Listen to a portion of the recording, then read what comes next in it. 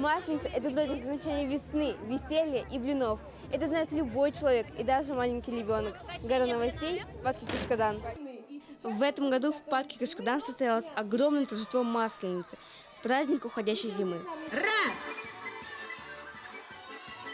Три! Еще раз! Смелее! Считаем, считаем, считаем! Главными развлечениями этого празднества стали подвижные конкурсы от Центра детского и диетического питания, в который вошло перетягивание каната. Также людей развлекали ходулисты, переодетые в русских шутов и животных, с которыми можно было сфотографироваться.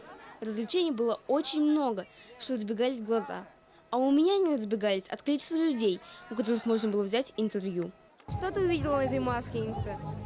Я увидела, как раздают блинчики, большого медведя и лису с волком, самовар. Что ты знаешь о масленице?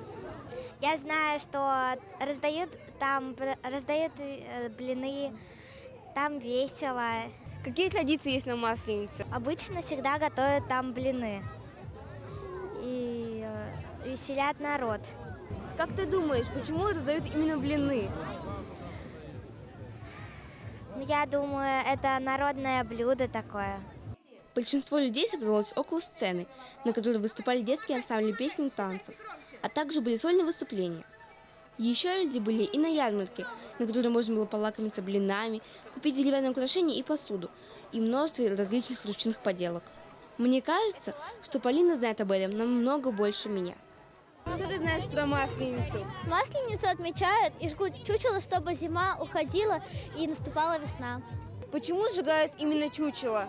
Это пошла традиция, что чучело оно будет возвращать весну, то что оно из сена. Что ты видела здесь, в Кашкадане? На Кашкадане продают разные блины, красят снег и сжигают чучело. Но перед чучелом сначала фаер-шоу, а перед фаер-шоу разные конкурсы и песни. К концу праздника все стали собираться вокруг чучела, символа окончания долгой и холодной зимы. Пока чучело готовили к сожжению, ребят весели конкурсами от профессиональных аниматоров. Когда чучело установили на главную площадь, началось фаер-шоу с перебрасыванием горящих булав около него.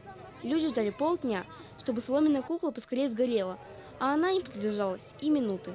Теперь будьте уверены, что теплая весна уже не за горами.